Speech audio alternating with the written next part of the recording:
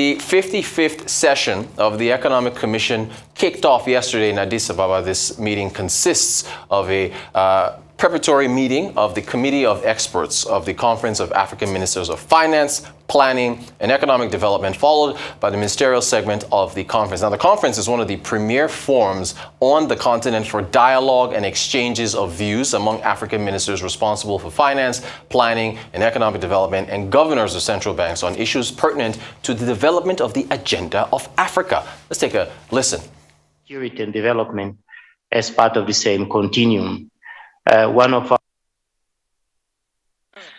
It is with great pleasure on behalf of the outgoing members of the Bureau, representative of the African nations, people in Addis Ababa, Ethiopia, and pass the torch to the following incoming Bureau. Distinguished ladies and gentlemen, 2022 was another particularly tough year for Africa, owing mostly to the ongoing COVID-19 pandemic and its disastrous repercussions, in addition to the raging war in the Ukraine and its effects on the cost of basic goods that have put many citizens of our continent in peril. All this adds to the calamities of climate change, which we continue to face across the continent. Consistent with the global trends, Africa's growth has slowed significantly over the past year to 36%, from 4.6 in 2021 to 3.6% in 22, due to a slowdown in the global economy, elevated prices fueled by the Ukrainian conflict, climate change, and the worsening international economic and financial conditions. Of course, although Africa is expected to grow by 3.9% in 2023, this growth, however, will be facing headwinds, especially with an unfavorable external environment created by the envisaged recession in both the United States and the Eurozone, which are expected to weigh on commodity prices and demand for African exports. The tightening of monetary policy in developed economies has lowered global demand and increased borrowing costs, thereby reducing investment in the African countries. Simultaneously, as public debt continues to rise, reaching alarming levels in some nations, undermining, therefore, the attempts to improve debt sustainability and protect the poor. Therefore, and it's for this reason, therefore, the theme of this year's ministerial conference, namely fostering recovery and transformation in Africa to reduce inequalities and vulnerabilities, cannot be more relevant.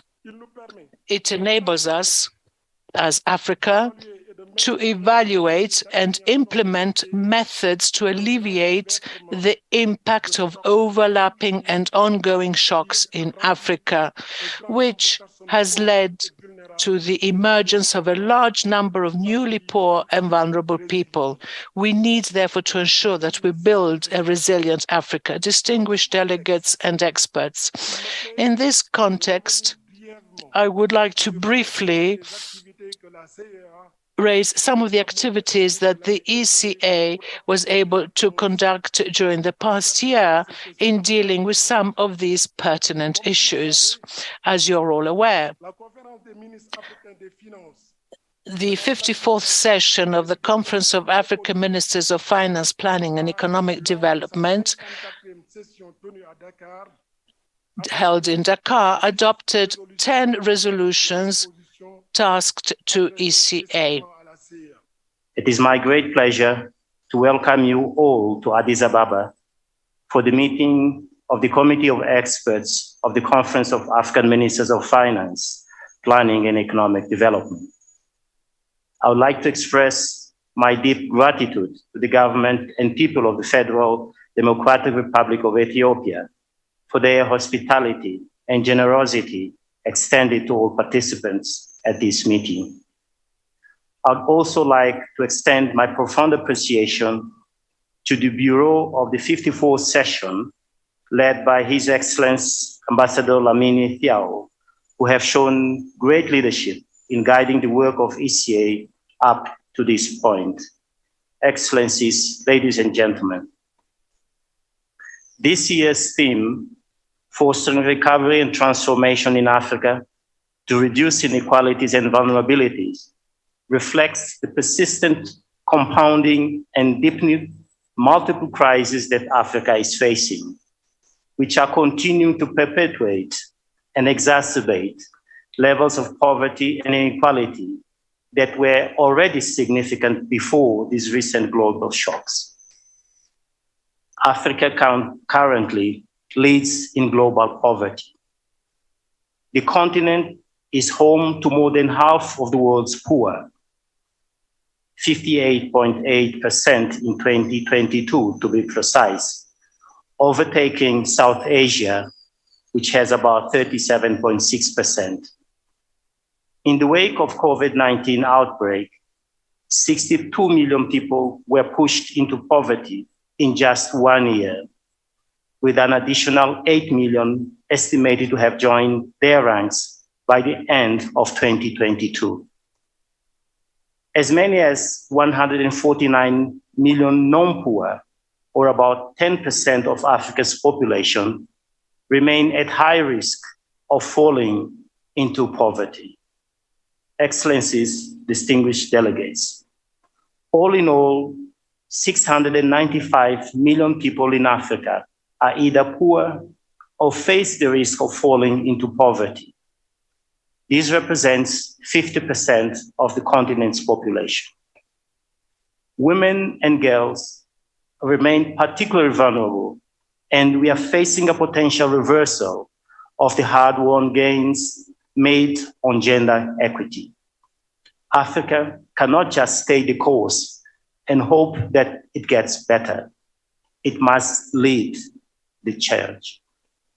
Excellencies, distinguished delegates, the continent is uniquely placed to be at the center of all global transitions. Recent crises have underscored the need for systemic change. Policymakers and experts worldwide are recognizing the importance of building resilient and sustainable systems, shifting away from a primary focus on efficiency that has dominated past decades. In other words, we need to go beyond GDP metrics.